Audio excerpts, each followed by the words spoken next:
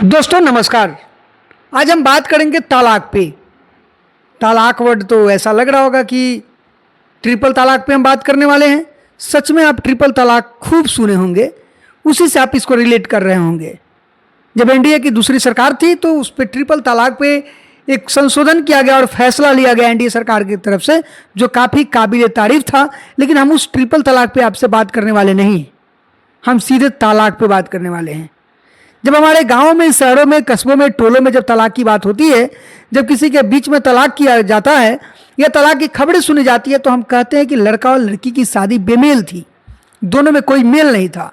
लड़का या तो स्मार्ट था, लड़की अच्छी नहीं थी, लड़की स्मार्ट थी या लड़का अच्छा नहीं था, या दोनों में से एक पढ़े लिखे थे और एक पढ़ा लिखा नहीं था। तो तलाक का मेन वजह ये भी हो जाता है। तलाक की दूसरी खबर आपके समाज में सुनने को यह मिलता होगा कि जब लड़का सक्सेस था, लड़की बेरोजगार थी, तब लड़का लेकर के चल रहा था, लेकिन लड़का बेरोजगार था और लड़की अचानक सक्सेस हो गई, तो लड़की ने तलाक अपने पति को दे दिया और दूसरे के साथ शादी कर ली। लेकिन हाल फिलहाल में इस तलाक जो है सुखदारों के लिए, बड़े व्यक्तियों के लिए, हमारे आइकॉनिक पर्सन के लिए, आइकॉनिक लेडी के लिए, आइकॉनिक लड़की के लिए ये तलाक जो है कि एक फैशन बन चुका है। और मीडिया इसको ऐसे चलाती है जिससे मानो कि देश में वो आइकॉनिक पर्सन या आइकॉनिक लेडी ने कुछ बहुत बड़ा काम किया है।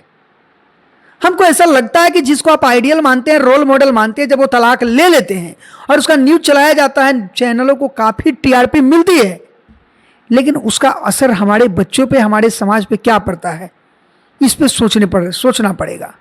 कौन सोचेगा इस पे? कौन मना करेगा उस मीडिया कर्मियों को कि इस तरह की खबरों को मत चलाएं, कि जिसको रोल मॉडल मानता है और खुशी खुशी तलाक लेते हैं और ट्वीट करते हैं, पोस्ट करते हैं, लोगों को बताते हैं कि हम दोनों ने आत्म शांति के लिए, अपने आप को खुश रखने के लिए हम दोनों ने तलाक लिया है। अभी तक तो आप सुनते आए होंगे कि खुशी के लिए लोग शादी करते हैं, खुशी के लिए लव मैरिज करते हैं, खुशी के लिए कोर्ट मैरिज करते हैं, लेकिन अब खुशी के लिए और शांति के लिए लोग तलाक लेना शुरू कर दिया है, वैसे लोग जो रोल मॉडल मानते हैं। मैं एक एक करके आपको नाम गिनवाता हूं जिन व्यक्ति का, आखिर सुनिएगा कि उन दोनों की शादी बेमेल थी या मेल था। आप युजवेंद्र चहल की तलाक की खबरें खूब सुने होंगे। आखिर उन पर कई सवालों लोगों ने खड़ा किया कि युजवेंद्र चहल की पत्नी का तलाक क्यों होगा।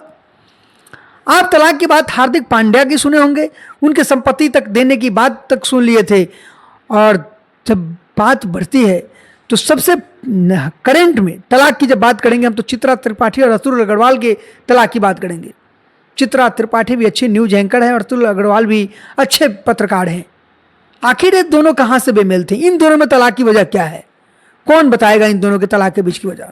हम साइना और नेहवाल की बात कर रहे हैं जो 3-4 दिन पहले आप तलाक की खबर सुने होंगे साइना नेहवाल का। साइना नेहवाल जो इंटरनेशनल प्लेयर, जब बैडमिंटन में वर्ल्ड रैंकिंग रखने वाली था साइना नेहवाल, और उनका पति पी कश्यप जो कॉमनवेल्थ गेम में गोल्ड मेडलिस्ट और वर्ल्ड रैंकिंग में 6ठे नंबर का प्लेयर रहा हो, दोनों ताबड़तोड़ प्लेयर रहा हो, दोनों का लव मैरिज रहा हो, 6-7 साल अफेयर चलने के बाद 7-8 साल शादी के बाद तलाक हुआ हो, आखिर उसमें क्या वजह? वो कौन सी शांति ढूंढ रहे हैं? चित्रा त्रिपाठी जो पूरे देश में फेम पाई हुई हो, जो बढ़िया न्यूज एंकर मानी जाती हो, उनके शादी के 16 साल बाद अतुल अग्रवाल से तलाक होना क्या दिखाता है? आखिर ऐसा क्या वजह है इन लोगों में? ऐसा कौन सा बेमेल है भाई? दोनों सफलता की सीढ़ी पर नई मुकाम पे, फिर इन लोगों के बीच में तलाक क्यों हो रहा है?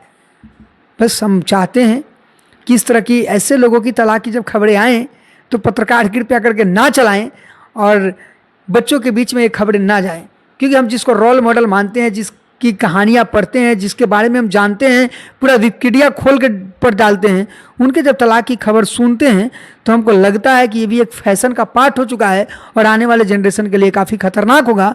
चलिए, धन्यवाद।